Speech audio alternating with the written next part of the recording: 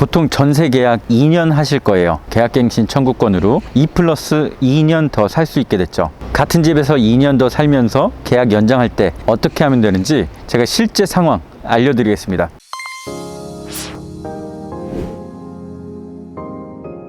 첫 번째, 꼭 부동산에서 계약서를 써야 하는지 답부터 말씀드리면 아닙니다. 두 분이서, 임대 임차 두 분이서 그냥 쓰셔도 전혀 상관없어요. 계약서 빈 양식에 따로 적으셔도 되고요. 아니면 이전 계약서에 새로운 계약 내용만 적고 두 분이서 그 자리에 도장만 찍으셔도 됩니다. 굳이 부동산에 가서 할 필요는 없어요. 그런데 부동산에 꼭 가야만 하는 경우도 있습니다. 전세 대출을 받고 연장을 한다면 그때는 부동산에 가서 계약서를 쓰셔야 하는데요. 전세 보증보험 들었을 때도 마찬가지고요. 이때는 임대인, 임차인끼리 둘이서만 쓴 계약서는 은행에서 안 받아주고 있습니다. 부동산 공인중개사의 서명 날인이 된 계약서가 필요한데요. 그래서 대출을 연장한다면 은행에 먼저 꼭 물어보셔야 돼요. 내가 이렇게 전세 살다가 전세를 더 연장하게 됐다.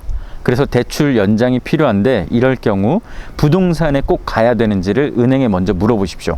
근데 이렇게 부동산에서 계약서를 쓴다 하면 당연히 돈이 들겠죠. 보통 연장 계약, 재계약할 때는 처음 전세 계약할 때보단 돈을 덜 받는데요. 뭐 전월세 금액에 따라 달라지겠지만 너무 비싸거나 너무 싼 곳 빼고 보통 10만 원에서 20만 원 정도씩 받으실 겁니다. 임대인 10만 원, 임차인 10만 원 이런 식으로요. 대신 이렇게 공인중개사의 서명 날인이 들어간다면 확인 설명서와 공제 증서까지 꼭 받으셔야겠습니다. 또 많은 분들이 궁금해하시는 거, 계약서를 꼭 다시 써야 되는지 궁금해하시는데요. 이건 역시 안 쓰셔도 됩니다. 계약은 정해진 형식이란 게 없는데요.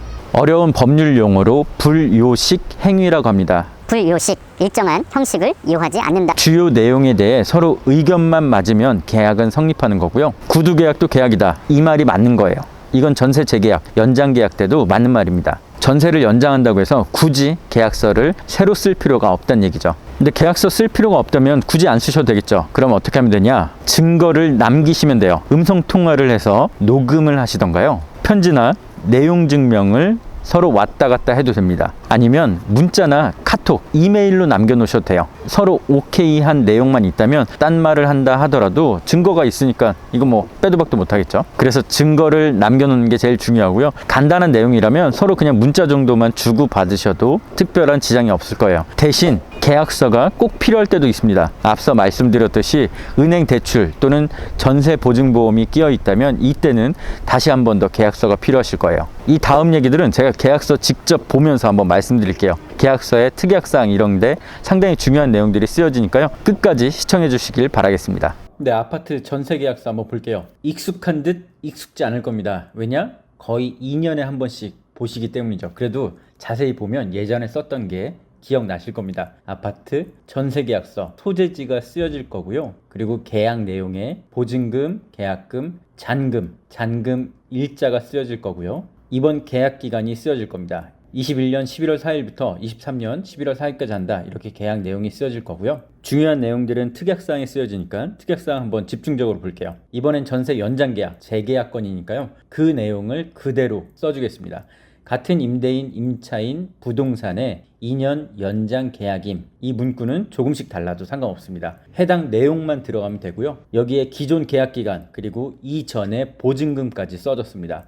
기존 계약 기간 19년 11월부터 21년 11월 4일까지였다. 그리고 원래 전세금은 2억 원이었다. 이 내용을 써줬고요. 이번엔 1,000만 원을 올린 계약인데요. 그 외 나머지는 이미 들어가 있던 전세 보증금으로 가름을 하고 실제로 주고받지는 않을 거기 때문에 계약금 및 잔금은 기보증금에서 충당함이라고 적어놨습니다. 역시나 이런 문구는 조금씩 달라져도 상관없어요. 이제 가장 중요한 내용이 되겠죠. 임차인은 계약갱신 청구권을 사용했습니다. 그 내용을 꼭 적어주시고요. 사용을 하지 않았다면 계약갱신 청구권을 사용하지 않는다. 이렇게 적어주시길 바라겠습니다. 현재 집주인 담보대출이 없고 앞으로도 없을 예정이라 그 내용 적어줬습니다. 본 부동산에 대해 무융자 등 기존 내용과 같은 조건으로 진행을 하며 임대인은 임차인의 권리를 침해할 수 있는 요소를 만들지 않는다라고 적었습니다. 이 뒷부분이 상당히 중요하니까요. 이런 내용 꼭 넣으시길 바라겠습니다. 문구는 살짝 달라질 수는 있어요.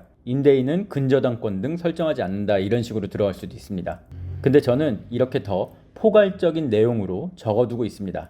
그 다음에 이번에 새롭게 도입된 내용이죠. 임대차 계약 신고. 아마 전에 계약하실 때는 이 내용이 없었을 거예요. 근데 이제부터는 임대차 계약 신고를 다 하셔야 됩니다. 계약일로부터 30일 이내 하셔야 되고요. 이거는 임대인이나 임차인 두 분 중에 한 분만 하시면 되고요. 부동산이 대리로 할 수도 있습니다. 최근 문제되는 게 전세자금 대출인데요. 이 내용 다시 적어 넣었고요. 전세자금 대출 또는 필요시 전세금 반환 보증보험에 가입하고 임대인은 이에 동의하고 협조한다라고 적었습니다. 아마 은행에서 전화 또는 서면으로 확인 연락이 갈 거예요. 근데 최근에 전세자금 대출이 막혀있기 때문에 이 연장할 경우 전세 대출도 연장이 되는지 미리 꼭 확인을 해보셔야 되고요. 그거에 대한 내용도 써준다면 더 완벽하겠죠. 임차인 입장에서 생각해본다면 이런 내용이 들어가면 더 완벽할 겁니다. 은행 대출이 안 될 시 또는 전세자금 대출 연장이 안 된다면 별도의 위약금 또는 해제금 없이 만기일에 맞춰 보증금을 돌려받고 나갈 수 있다. 일정은 협의 가능하다. 이렇게까지 써주시면 임차인 보호에 큰 도움이 될 겁니다. 그 나머지는 일반적인 상황들 써놨습니다. 계약서 맨 밑에는 임대인의 인적사항, 임차인 인적사항이 들어갈 거고요. 부동산 통해서 거래를 하셨다면 이렇게 부동산의 상호, 소재지, 등록번호, 전화번호까지 쓰여질 겁니다. 그리고 나중에 대표 공인중개사가 서명하고 날인하게 되고요. 보는 김에 중개대상물 확인 설명서도 볼게요.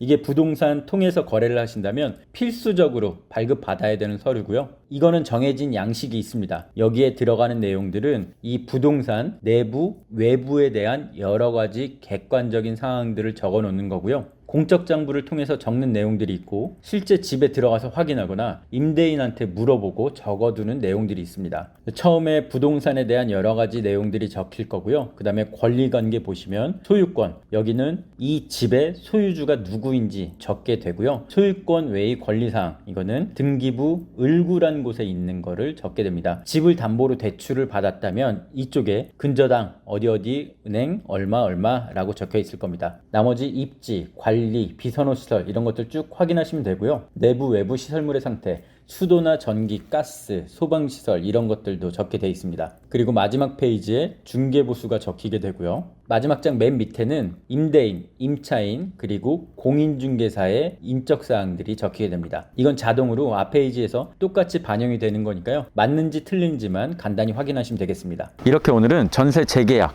연장 계약할 때 계약서를 써야 되는지, 부동산에 꼭 가야 되는지 여러 가지 상황들, 그리고 실제 계약서까지 보여드렸습니다. 복잡한 상황이 없다면 괜히 비용이나 시간을 들이지 않고 두 분이서 깔끔하게 끝내시는 게 가장 좋을 거예요. 근데 특별한 경우라면 공인중개사 서명 날인이 꼭 필요할 수도 있으니까요. 미리 확인하시고 진행하시면 되겠습니다. 다음 영상에서는 실제 겪지 않으면 모를 일 제가 미리미리 대비할 수 있도록 여러 가지 정보들 또 드릴게요. 지금까지 부티인 기자 출신 공인중개사입니다.